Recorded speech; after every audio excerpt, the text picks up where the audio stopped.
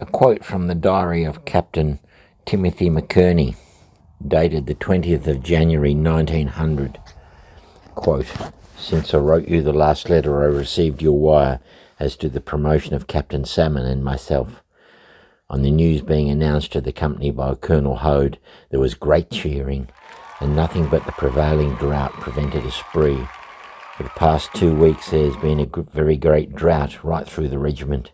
There was not a single drop of beer, whisky or brandy, or in fact any alcoholic beverage to be obtained for love or money, so all the officers agreed to leave the congratulations over till such time as the drought broke up. Well, the drought broke up last Thursday evening. Some cases of whisky arrived and the promotion was duly wet. General Methuen has just wired down to ask how many of our men can ride, so it looks as if they're going to mount us. Today has been a free day. The morning was intensely hot, registering 118 degrees in our tent. At 3 o'clock clouds blew up and some spatterings of rain fell, which cooled the air and gave relief. As soon as a slight change came, we got up a game of cricket. Last week we sent to Cape Town for a set of materials and they arrived with our whisky. To me, it's rather a strange sight to see all the Tommies in a dirty, filthy condition out in the open veldt, whooping and shouting over a game of cricket, as happy as a lot of schoolboys in the schoolyard."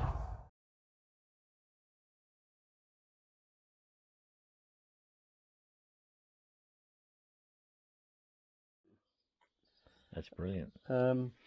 And then, but the Pollux, where's the Pollux? There's another one of the house here. So this is Phyllis. Yeah, wow. In 1915, and that's her mother. Oh, that's Robert's niece, and that's his sister-in-law. That's right. Wow. She was an Elica from Melbourne, and they were well heeled too. There was money there. So this is the Pollux. This is the next lot, but it just shows you this is the original house. Yeah, just over there. That's right. That's taken from just over there, looking back this way. Yeah. And here again, there. You know, it's shown on the map as the veranda along there, and that photo here is taken. You know, that's the verandas there, and you're looking back this way. Well, that's that again. That's Jean there, but this is taken out the front here, with Jean and her friend. What a life!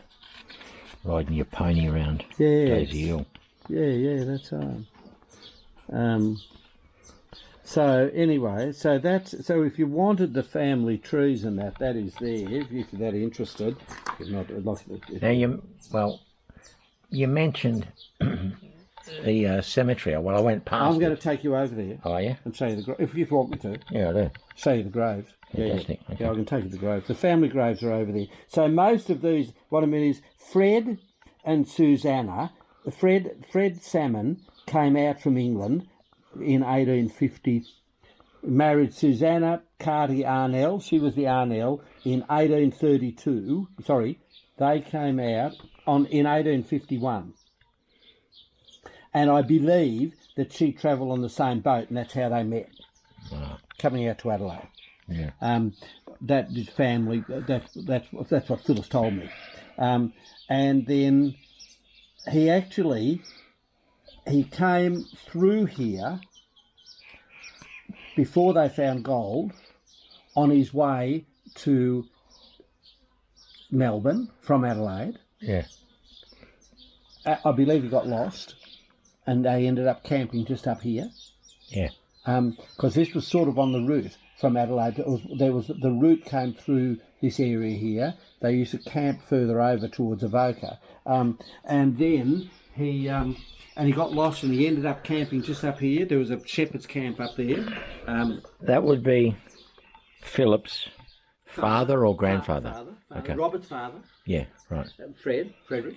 And then he came, then when the gold mining started, they came over here. He and his wife came over here, and they had he was a tobacconist and a bought gold buyer up here at Amherst. Had a shop. So the tobacconist wasn't in Talbot? No, was it Amherst? Any shops? They're all gone. All gone. Yeah. There's not even a photo. Fires? I looked on a map. There were no shops before the 1985 fire there. Amherst was gone.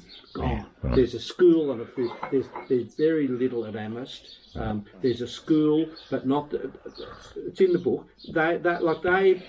Anyway. So Fred became, and he was a gentleman. They had money. They had money coming in from the family trusts all the time. Right. And he was a gold buyer.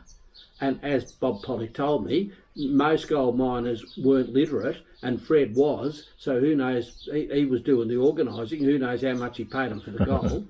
Yeah. And I don't know that. That's Bob Pollock's allegation. And then this house here was built by Cripney, who was the gold warden and the justice of the peace and just about everything else that mattered. And then he left here in 1869, and Salmons bought it off him. Right. So they moved down here in 1869 from Amherst. Right. I know where their shop was in terms of the address, because you could find that from the rates, you see, but there's nothing there. And they bought, I think, the original 10 or 15 acres from the Cripney, but they had already taken selected land as it was opened up in the 1850s up here. So some of the original titles there are under the name of Salmon. Some weren't. And then over the next 40 years or thereabouts, as people left and died and walked off, well, they just bought the land. So they assembled the farm. By and large. Pollocks did buy a little bit, but mostly it was assembled by Salmons. And it was sheep? Sheep, always. And they just used to pay kids to just drove sheep around and camp them in camps. Right. It wasn't run as a farm as such. Was, so Robert's father, did you say Fred, was he on the council? Amherst Council. Amherst had their own council. Oh, right. So he was a member. He was on the initial hospital board. He was a councillor for like 30 years. He was helped raise the money for the hospital. The Amherst Hospital was very big, beautiful. There's a history of the Amherst Hospital. I would have a photo of it there, but it was a beautiful big 2-storey English brick building. And it apart from Maryborough, it supplied the whole of this area with medical facilities. That's amazing. Yeah, for this little place. And there's nothing left up there now, bar the morgue and some brick rubble and the flagpole. That's all there is up there. But there are histories written of the Amherst Hospital. I've got one. And as I said, it was a beautiful with lacework and beautiful big building, double storey, and the nurses used to come down here. This down here below the house. Originally, that was all in fruit trees, almonds and walnuts and everything down there. And the fella Salmon, Fred Salmon, when the nurses used to come down and try and nick the nuts and that, well, he used to put a charge of shot over their head to send them back to where they came from. When I was in Talbot, I parked near the Historical Society. I think I saw a white building that said Amherst Public Library or hospital or something. Yeah, that was a sanatorium. That come from the hospital. Right. Of later years, by that I mean they closed the hospital down as such. Don't quote me. 1920. Right. And they turned it into a TB sanatorium. Huh. And they used to bring, because the Dr. Cunningham, who was a doctor there, who treated my grandmother, among other things, he had an interest and a specialty in TB. And so he organised it. He obviously, put in the legwork, and he got it converted into a TB sanatorium. So they closed it down as a hospital, and then they used to bring TB patients up from Melbourne and keep them up here because it was a dry climate. Right. The TB is associated with dampness and Lung. and the humidity. Yeah, you're breathing. Yeah, and so they used to bring them up here, and one of the huts has been taken into the museum there. Right.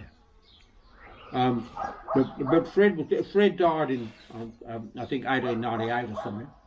Fred Salmon. Is he here or in town? He was here. I mean, buried. He's buried up here. Okay. You'll see him.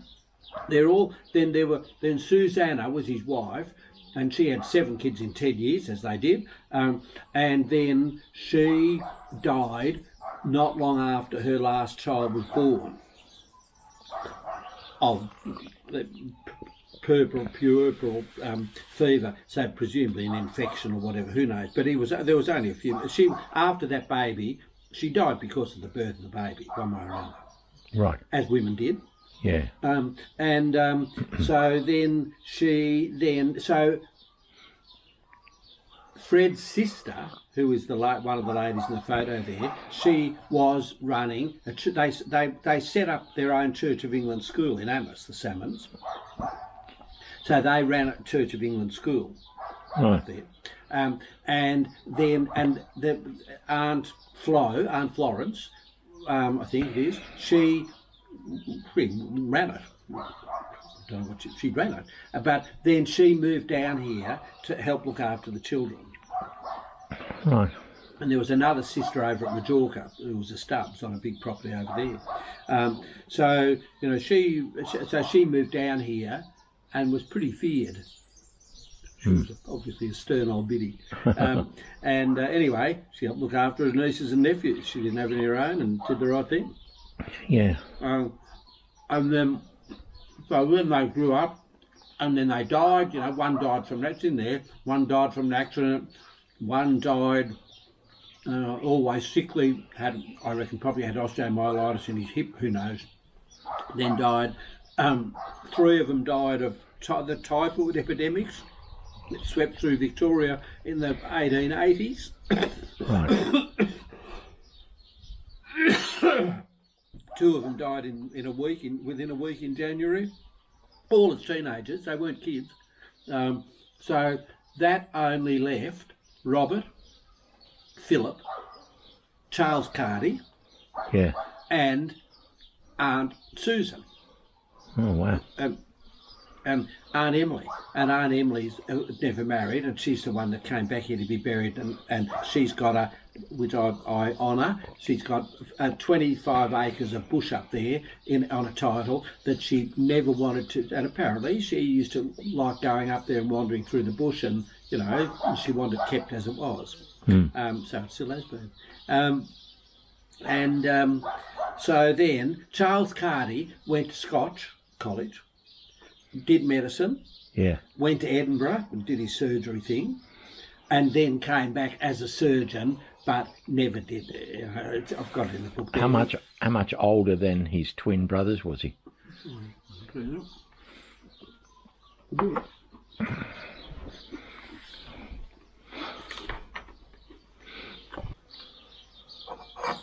Yeah, well, who knows? I've only got his death date, not his birth date. How bad is that? That's okay, I can look it up. Yeah, so can I. Yeah. You'll be able to hit him up here, I reckon he'll come up. Nobody's ever asked me that before. I thought he was just about the first one born, but according to that, Emily's the first one born in 1852. But that would have been when they were in Adelaide or just up here. Let me see if I can find that for you.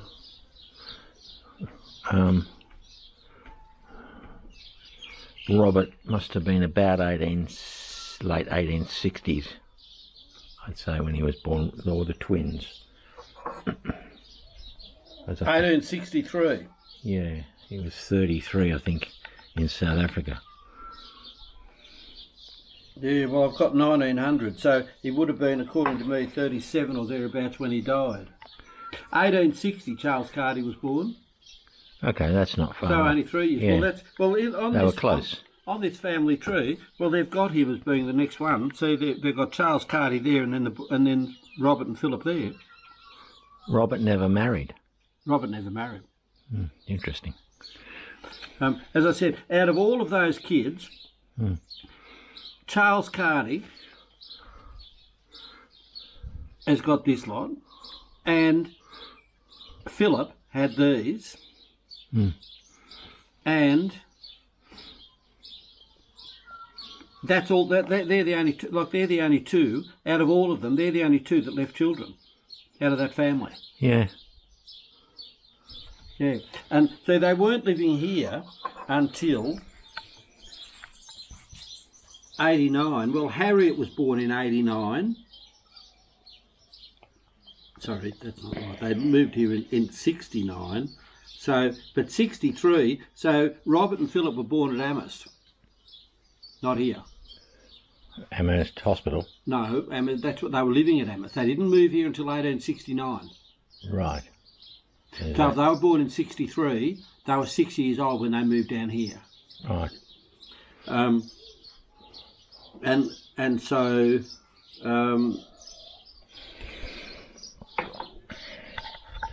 and Harriet was born in 1869. Yes, she was, Aunt Harriet. So she was born here possibly, and then John was the baby, and he was born in 71. So he was born here, and that's when Susanna died. Yeah. So Charles Carney, they sent him away to Scotland. He became and then he went into state politics. Not long after he came back from Edinburgh, he was a local MP for Lanarkuri, which this was the state seat. And then that changed a couple of times. And then at Federation, he went into the federal seat, and he became the local member here.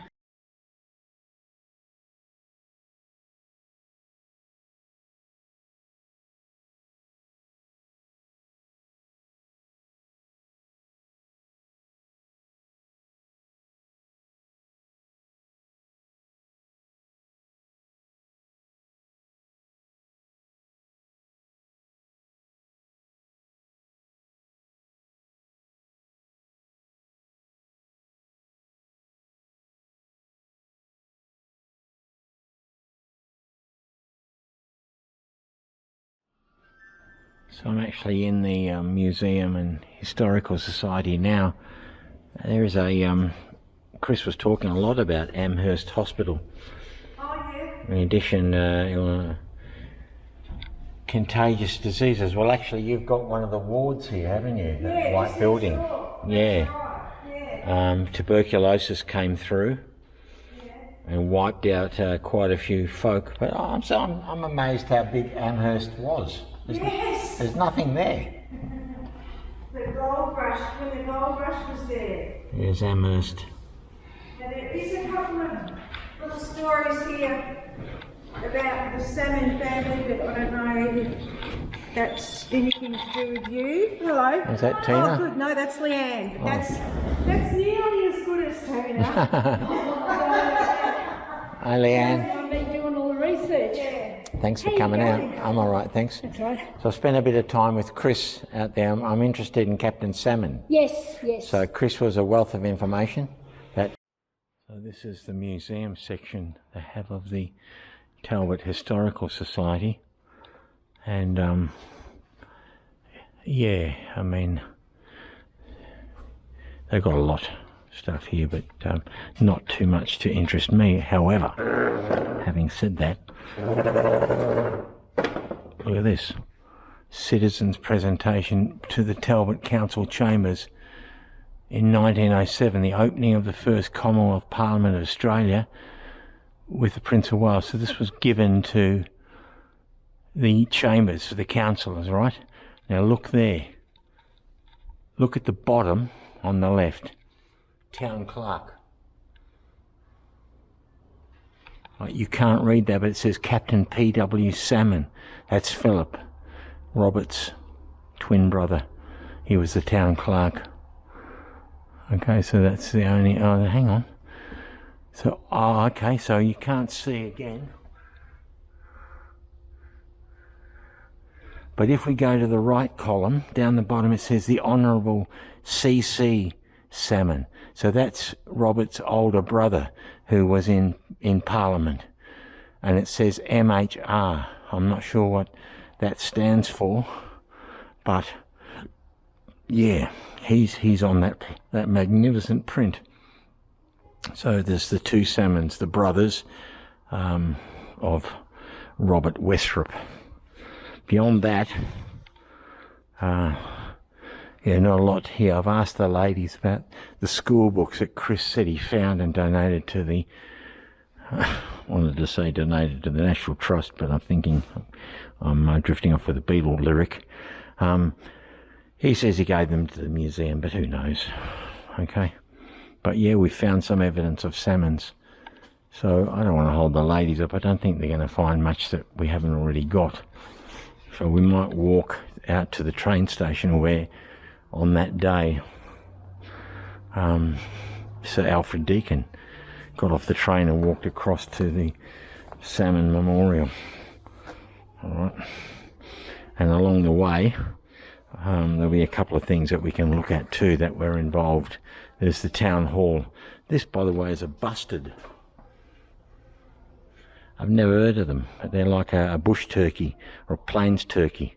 Long been extinct in Victoria because they were good in the pot and they just laid their eggs out in the open under a bush maybe. So the eggs got eaten and the bustard got eaten. Okay.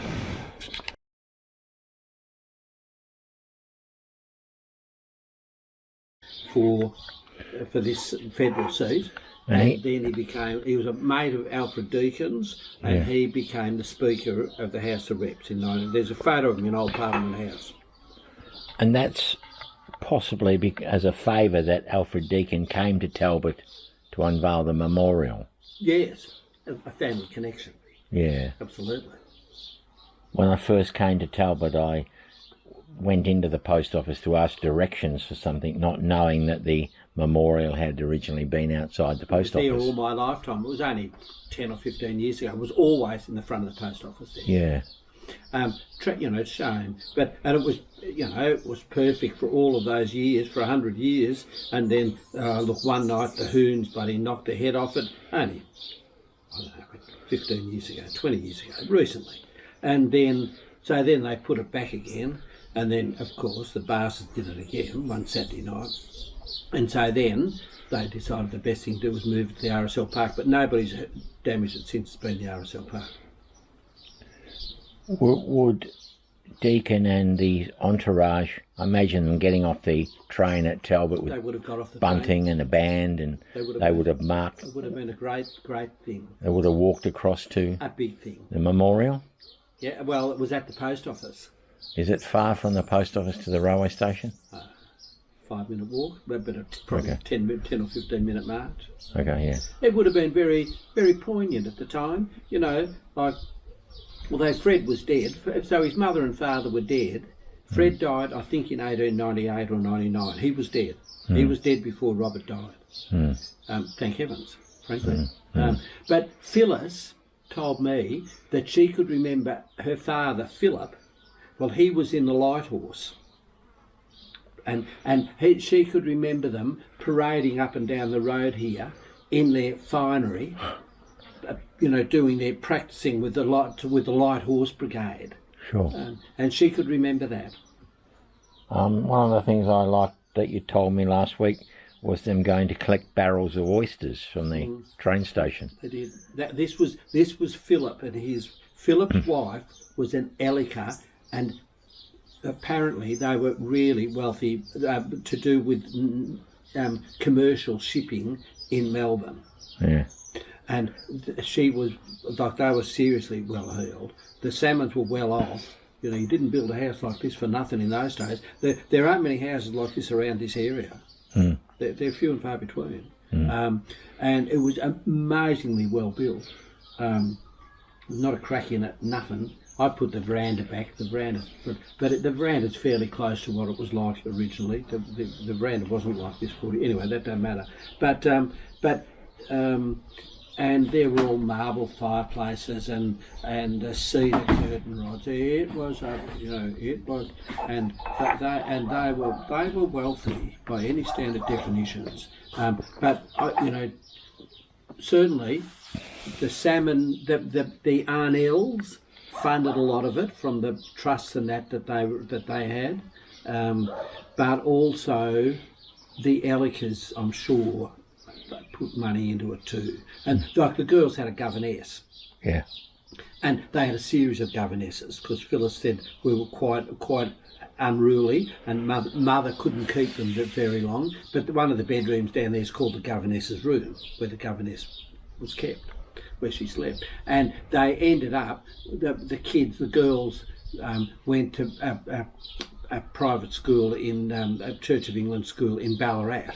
And the mother moved down to Ballarat and went with them. And Philip used to commute by train, 2 or 3 times a week or whatever he did. He was the secretary for the Count Shire here, Right. For decades, and the secretary of the hospital. Is there any of the garden that's still original? Any of these trees would have been from back then? No. When I moved here in 1969, there was absolutely no garden here at all, none. There was an old lilac out here. That was one, and there was a couple of old shrubs here that had pet sheep attached to them. Jean Pollock and her mother lived here as spinsters, both of them, since 1936. Wow. And the house was in total disrepair. They just lived in. She had the original house Jean had pulled down in the 1950s. I imagine that it would have been falling down. Yeah. By the 1950s.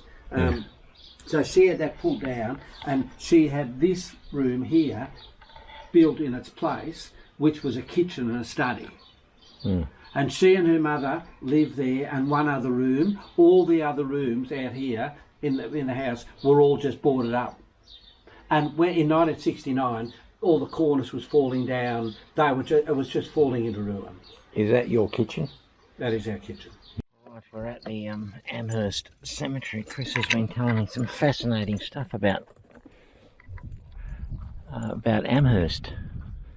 There's nothing left now, but there were shops and churches and butchers and pubs, but we're at the old Amherst Cemetery.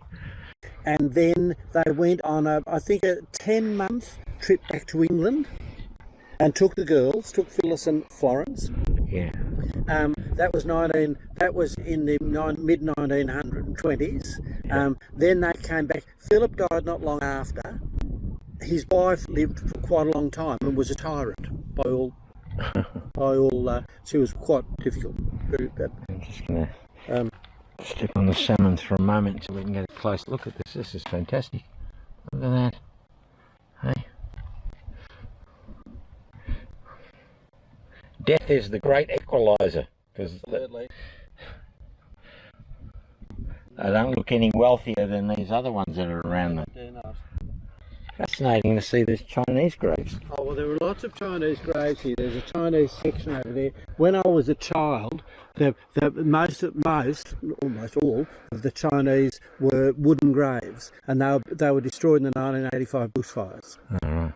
But I can remember all the Chinese hieroglyphics on the graves, on the ground. And there was a lot of Chinese on all the coalfields. No different here to anywhere else. They would have walked from Adelaide. They walked over across here. from Adelaide like they did. Yeah. And Salmon's had a Chinese gardener. Yeah. That's all I know. That's fantastic. Thank you, Chris. That's the limit of my knowledge, really. It's pretty expensive. But Philip... rabbits are living in on the salmons. So Philip had the two